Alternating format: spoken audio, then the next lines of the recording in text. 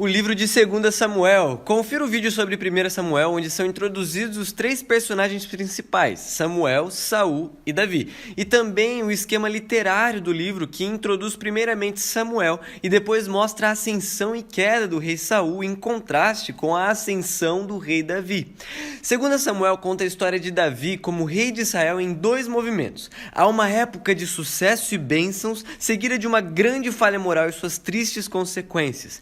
E então, o livro termina com essa conclusão bem construída, que reflete sobre aquilo que era bom e o que era ruim na vida de Davi, gerando esperança para um futuro rei que viria de sua linhagem.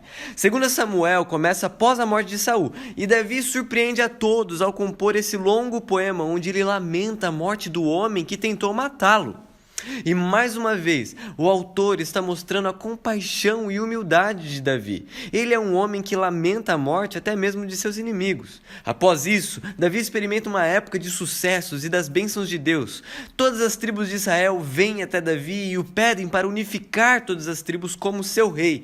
E a primeira coisa que Davi faz como rei é ir até a cidade de Jerusalém, conquistá-la. E ele a estabelece como a capital de Israel e a renomeia como Sião. E a partir daí, Davi continua a ganhar várias batalhas, expandindo o território de Israel.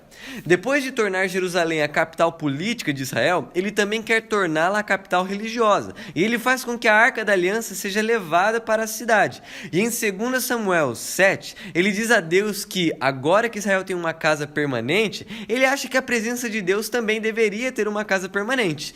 Então ele pergunta se pode construir um templo para o Deus de Israel. Mas Deus responde para Davi: obrigado pelo pensamento, mas eu irei construir uma casa para você, uma dinastia. Agora, 2 Samuel 7 é um capítulo chave para entender o enredo da história bíblica, porque aqui Deus faz uma promessa para Davi, que através da linhagem real dele, virá futuramente um rei, que irá construir o templo de Deus na terra e estabelecer um reino eterno. E é essa promessa messiânica para Davi que é mais desenvolvida no livro de Salmos e também nos livros dos profetas. E é esse rei que é conectado à promessa de Deus para com Abraão. O futuro reino messiânico será a maneira que Deus irá trazer suas bênçãos para todas as nações. E é bem aqui, no meio de todas essas bênçãos divinas, que as coisas dão errado. Davi comete um erro fatal, não fatal para ele, mas para um homem chamado Urias, um dos principais soldados de Davi. Da sua cobertura, Davi vê a esposa de Urias, Betseba, tomando banho. Davi a acha, dorme com ela, a engravida, e então ele tenta acobertar tudo através do assassinato de Urias e casando-se com ela depois. É horrível. Então, quando Davi é confrontado pelo profeta Natã sobre tudo isso, ele imediatamente se arrepende do que fez. Ele fica quebrantado, se arrepende, pede o perdão de Deus e Deus o perdoa. Mas Deus não apaga as consequências das decisões de Davi. Então, como resultado dessa escolha terrível, a família de Davi e seu reino se despedaçam e faz essa parte dessa trágica história bem similar à queda de Saul. Então, os filhos de Davi acabam por repetir os mesmos erros de forma ainda mais trágica. Amnon abusa sexualmente de sua irmã, Tamar, e o irmão deles, Absalão, descobre tudo isso e assassina Amnon. E Absalão começa a planejar secretamente uma forma de tirar seu pai, Davi, do poder, e ele começa essa grande rebelião. Então, pela segunda vez, Davi é forçado a fugir de sua própria casa e se esconder no deserto. A diferença é que dessa vez ele não é um homem inocente. A rebelião termina quando o filho de Davi é assassinado, e isso despedaça o coração de Davi, e mais uma vez ele lamenta a morte do homem que tentou matá-lo. Nos últimos dias de Davi, o vemos de volta ao trono, mas como um homem quebrantado e quebrado. Ele está machucado pelas tristes consequências de seus pecados.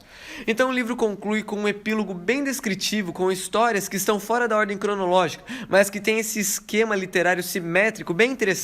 Então, essas histórias externas são do início do reinado de Davi, e elas comparam as falhas de Saul e de Davi e como cada uma delas machucou outras pessoas através de suas más decisões. E as próximas histórias internas são sobre Davi e seus valentes, que batalham contra os filisteus. E o que é interessante é que ambas as seções têm histórias sobre as fraquezas de Davi nas batalhas.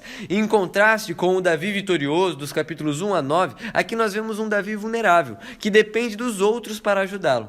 O centro do epílogo possui 2 poemas que atuam como memórias, onde Davi reflete sobre sua vida, e ele se lembra de tempos onde Deus graciosamente o resgatou do perigo, e ele vê isso como momentos em que Deus foi fiel à promessa que ele fez para Davi e sua família.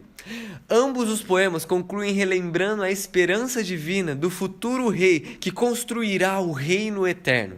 E esses poemas e a promessa de Deus também se conectam ao poema de Ana, que abre o livro. E essas passagens-chave do início, agora do meio e fim do livro, unem todos os temas do livro. Apesar do mal de Saul e de Davi, Deus continua trabalhando para o seu propósito de redenção. E Deus se opõe à arrogância de Saul e de Davi, mas ele exalta Davi depois que ele se humilha. Então, a esperança futura desse livro vai além do próprio Davi. Ela olha para o futuro, para o rei messiânico que um dia irá trazer o reino de Deus e suas bênçãos para todas as nações. E por enquanto é sobre isso que o 2 Samuel fala.